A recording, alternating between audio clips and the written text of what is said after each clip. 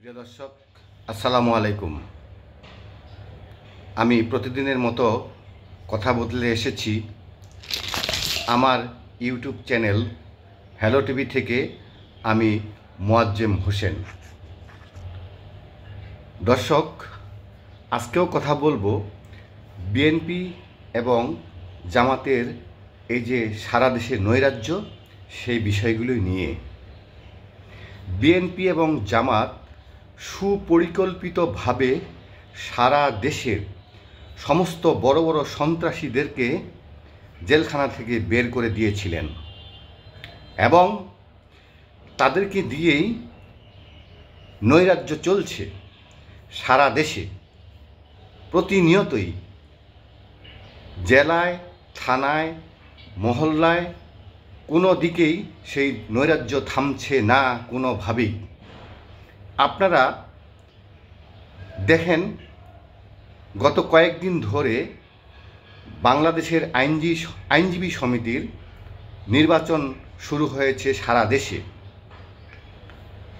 অল্প কয়েক জায়গায় নির্বাচন সম্পন্ন হয়েছে।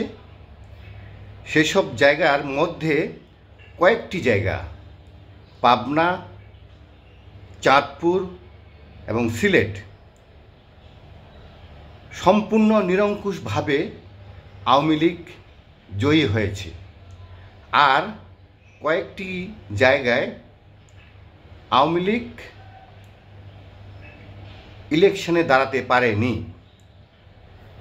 ইলেকশনে দাঁড়াতে দেয়নি। বিএনপি এবং জামাতের এই সমস্ত সন্ত্রাসী এবং চাঁদাবাজরা বিভিন্নভাবে হুমকি দিয়েছে। বিএনপি এবং জামাতের নেতারা পর্যন্ত তাদেরকে হুমকি দিচ্ছে প্রতিনিয়তই, তারা যাতে ইলেকশনে না যায়। ইলেকশনে গেলেই তাদেরকে হত্যা মামলা দেওয়া হবে, তাদেরকে মব জাস্টিসের মাধ্যমে পিটুনি দেওয়া হবে, চাঁদাবাজি মামলা দেওয়া হবে। এই যে নৈরাজ্য, এই নৈরাজ্য আমরা সাধারণ মানুষ দেখছি আর অনুধাবন করছি। যে কারণেই 5ই আগস্টের পর আওয়ামী লীগের এত বড় একটা পতন, এখন দিন দিন তাদের অনুভূতি জায়গাটা বেড়ে যাচ্ছে। তারা কোনোভাবেই আর সেই আগের জায়গায় নেই। আমরা দেখতে পাচ্ছি আওয়ামী লীগকে সাধারণ মানুষ সাপোর্ট করছে এইসব কারণেই। এবং এসব কারণেই চাঁদপুর, পাবনা এবং সিলেটে নিরঙ্কুশভাবে জয়ী হয়েছে। আপনারা একটু ভেবে দেখুন তো, মোহাম্মদপুর, ধানমন্ডির এবং তেজগাঁওয়ের শীর্ষ সন্ত্রাসী যারা, সুইডেন আসলাম, ইমন, পিচ্চি হেলালকে বের করে দিয়ে সেখানে প্রতিনিয়তই চাঁদাবাজি, টেন্ডারবাজি, মারামারি, জমি দখল চলছেই। গত 2 মাসের মধ্যেই ধানমন্ডি থানার ইমনের নামে 3টা হত্যা মামলা হয়েছে, পিচ্চি হেলালের নামে 2টি হত্যা মামলা হয়েছে। এবং তাদের সাঙ্গপাঙ্গ যারা, তারা প্রতিনিয়তই বিভিন্ন জায়গা দখল করছে, চাঁদাবাজি করছে, মারামারি করছে। এসব করতেই আছে, এসব করতেই দিচ্ছে, উস্কানি দিচ্ছে ছাত্র সমন্বয়করা, আর তারা তাদের কাজ হাসিল করছে। আসলে এই যে ঘটনাটা, এই ঘটনাটা কিন্তু সুপরিকল্পিত। এটা আজকের না, ওটা অনেক আগের থেকে। আপনারা ভেবে দেখুন, বিএনপি এবং জামাতের এই পরিকল্পনা 2021 সালের 1 জানুয়ারি প্রথম যখন আপনার আল জাজিরায়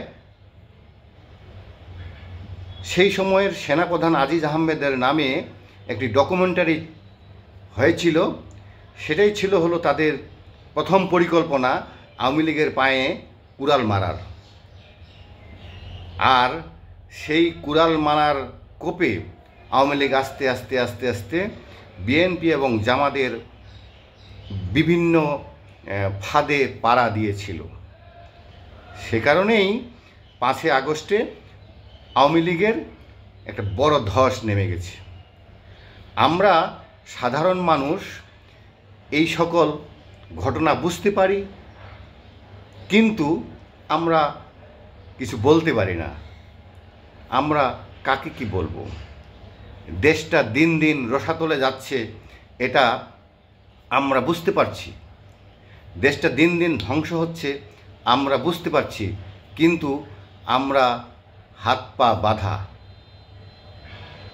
আমরা বর্তমানে বিএনপি এবং জামাতের কাছে কেমন যেন বন্দী হয়ে যাচ্ছি দিন দিন। এর থেকে মুক্তি পাওয়ার আসলে কোনো রকমের উপায় খুঁজে পাচ্ছি না আমরা। যা হোক, প্রিয় দর্শক, আমার চ্যানেলটি ভালো লাগলে সাবস্ক্রাইব করবেন, আর আপনারা ভালো থাকবেন, সুস্থ থাকবেন সেই কামনা করি। আসসালামু আলাইকুম।